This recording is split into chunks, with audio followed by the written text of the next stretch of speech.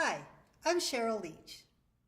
In this exercise, we're asked to sketch the graphs of f prime and f double prime when we're given the graph of the function f.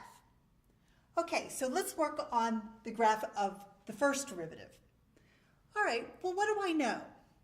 Well, looking at my graph of f, I can tell at this turning point, which happens when x equals -1, that my tangent line is going to be horizontal.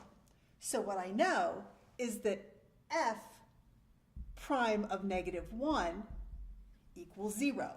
So that means that the point -1, 0 is on my graph of f prime.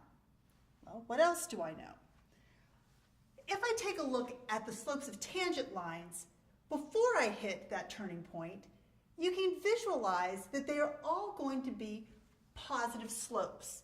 So that tells me that on the interval from -infinity to -1, my derivative is going to be greater than 0, which means that all the y values are going to be above the x-axis. So y values are above the x-axis.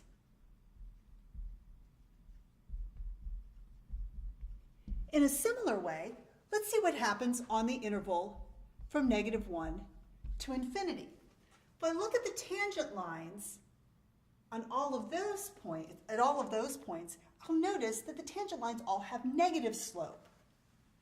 So the slope is less than 0, which means all the y values of those points are going to be below the x-axis. Okay.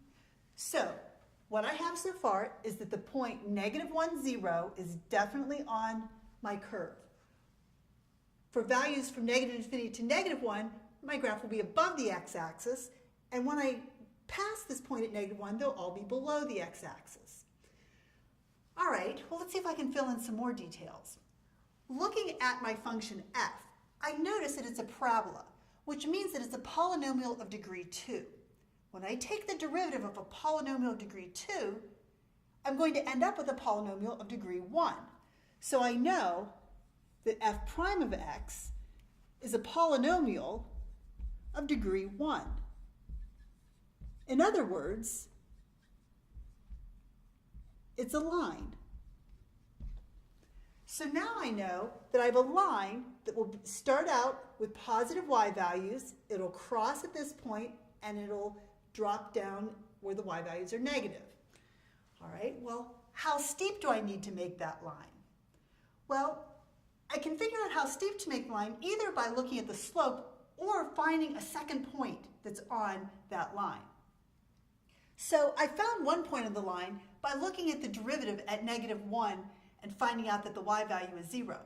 So let's do a similar thing for another point. An easy one to use would be 0. So let's take a look at the tangent line at 0. And I'm just going to sketch in kind of an approximation for this. So that looks about like a tangent line. And I can see that tangent line, if I go down 2 units and to the right 1 unit, I'm back on my line.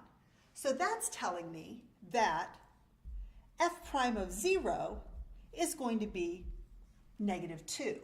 So that means that the point 0, -2, is also on my line. So let's see, 0, -2 is right here. I know those 2 points are on the line, and I can connect the dots together. And that is my equation, or not my equation, but that's my graph for f prime. All right, now it's time to look at the graph of the second derivative. Okay.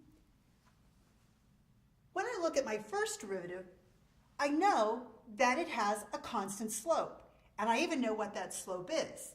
It's going to be -2, because I drop down 2 units and go to the right 1 unit. So this rate of change is constant.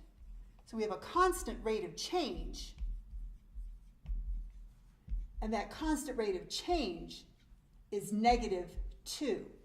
So my y values for my second derivative will always be -2.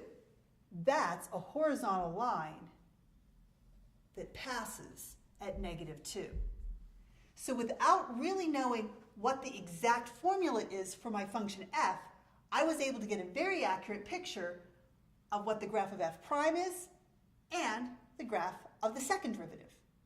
I hope that was helpful. Thanks.